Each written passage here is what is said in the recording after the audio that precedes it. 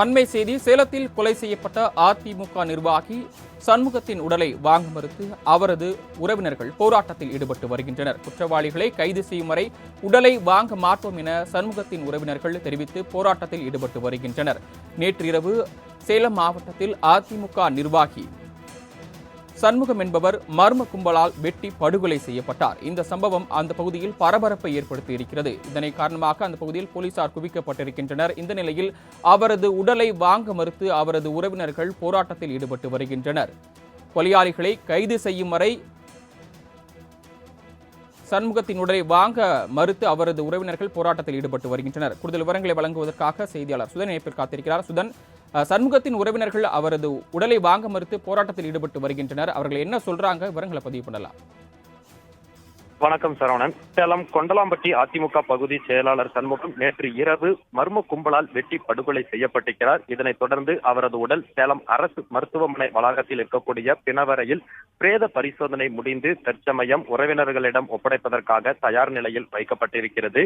ஆனால் தற்சமயம் அவர்களை கொலை செய்த உண்மை கொலையாளிகள் கைது செய்யும் வரை சண்முகத்தின் சடலத்தை வாங்க மாட்டோம் என அவரது உறவினர்கள் கூறி போராட்டத்தில் ஈடுபட்டு வருகிறார்கள்.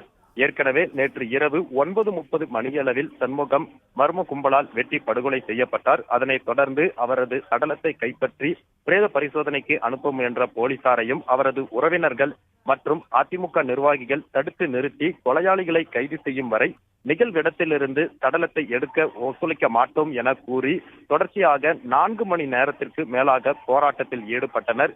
பின்னர் போலீசார் அவர்களிடம் பேச்சுவார்த்தை நடத்தி உடனடியாக தனிப்படைகள் அமைத்து கொலையாளிகளை கைது செய்வதற்கான நடவடிக்கைகளை முடுக்கிவிட்டனர். மேலும் மோப்பநாய் கொண்டு அப்பகுதியில் தடயங்களை சேகரித்தோடு அந்த பகுதியில் இருக்கக்கூடிய அனைத்து சிசிடிவி கேமராக்களில் பதிவான காட்சிகளையும் போலீசார் ஆய்வு செய்தனர். தொடர்ந்து அந்த பகுதியில் சந்தேகத்திற்கு இடமளிக்கும் வகையில் சுற்றித் திரிந்த நபர்கள் மற்றும் அப்பகுதியை சேர்ந்த நபர்கள் யார் யார் என்பது குறித்தான விவரங்களை போலீசார் ஆய்வு செய்த தொடங்கினர். இதையடுத்து காலைக்குள் குற்றவாளிகள் கைது செய்யப்படுவார்கள் என காவல்துறையினர் உறுதியளித்ததை அடுத்து நள்ளிரவு 2:30 மணியளவில் சடலத்தை பிரேத பரிசோதனைக்கு எடுத்து செல்வதற்காக உறவினர்கள் ஒத்துழைத்தனர். அதைத் தொடர்ந்து நள்ளிரவு பலத்த போலீஸ் பாதுகாப்புடன் அவரது உடல் அரசு மருத்துவமனை வளாகத்திற்கு கொண்டு வரப்பட்டது. தொடர்ந்து இந்த சம்பவம் தொடர்புடைய குற்றவாளிகளை கைது செய்வதற்காக மாநகர காவல்துறை சார்பில் 5 தனிப்படைகள் அமைக்கப்பட்டிருக்கிறது. அத்தனிப்படை போலீசாரும் தற்போது தீவிர விசாரணையில் ஈடுபட்டு வருகிறார்கள். இதற்கிடையே தற்போது பிரேத பரிசோதனை முடிவடைந்திருக்கக்கூடிய சூழ்நிலையில் சடலத்தை வாங்குவதற்கு உறவினர்கள் எதிர்ப்பு தெரிவித்து வருகிறார்கள். காவல்துறையினர் தெரிவித்தவாறு தற்போது வரை உண்மை குற்றவாளிகள் கைது செய்யப்படவில்லை என்பதை காரணம் காட்டி தற்சமயம் அவரது உடலை வாங்குவதற்காக உறவினர்கள் மறுத்திருக்கிறார்கள். ஒரு சடலத்தை எடுத்து செல்வதற்காக இந்த பகுதிக்கு கொண்டு வரப்பட்ட அமரர் ஊர்தியையும் தற்போது உறவினர்கள் தடுத்து நிறுத்தி திருப்பி அனுப்பியிருக்கிறார்கள். இதன் காரணமாக இந்த பகுதியில் பதட்டம் நிறைந்து காணப்படுகிறது. காவல் துணை ஆணையாளர் மதிவாணன் தலைமையில் மேற்பட்டோர் இந்த பகுதியில் போலீஸ் பாதுகாப்புல ஈடுபட்டு வந்துட்டு இருக்காங்க. இருந்த போதிலும் கூட அதிகாரிகள் பேச்சுவார்த்தையில் எவ்வித உடன்பாடும் ஏற்படாத நிலையில உறவினர்கள் திட்டவட்டமாக கொலையாளிகள் கைது செய்யப்பட வேண்டும் அப்படிங்கிறது அவங்களுடைய கோரிக்கையா இருக்கு. அது மட்டும் இல்லாமல் உறவினர்கள் தரப்புல தெரிவிக்கும் போது கூலிப்படை மட்டும் கைது செய்தால் போதாது, அவர்களை ஏவிய உண்மை குற்றவாளி கைது செய்யப்பட வேண்டும் அப்படின்னு அவங்க தெரிவிச்சிருக்காங்க.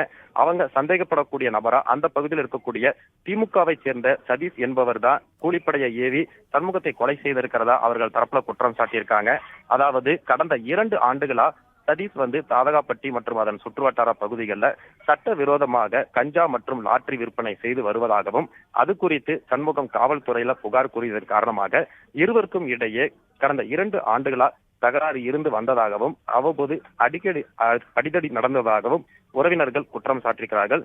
இதற்கிடையில காவல்துறை உரிய நடவடிக்கை எடுக்காம சதீஷுக்கு ஆதரவா செயல்பட்டதன் காரணமாக தான் தற்சமயம் சதீஷ் கொலை செய்யும் நோக்கத்தோடு கூலிப்படையை ஏவி சண்முகத்தை தீர்த்து கட்டியிருக்கிறதா அவங்க தரப்புல குற்றம் சாட்டியிருக்காங்க.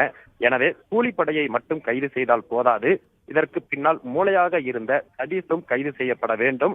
சதீஷையும் சேர்த்து கைது செய்தால் மட்டுமே நாங்கள் சண்முகத்தை உடலை வாங்கிட்டு போவோம் அப்படின்னு சொல்லி உறவினர்கள் தரப்புல திட்டவட்டமா தெரிவிச்சிருக்காங்க. இதன் நிலையில சதீஷ் தற்சமயம் தலைமறைவா இருக்காரு அப்படிங்கிற தகவலும் வெளியாகி இருக்கிறது. அவர் எங்க இருக்காரு அப்படிங்கறது குறித்தான தகவல்களையும் தற்போது போலீசார் விசாரிச்சுட்டு வந்துட்டு இருக்காங்க.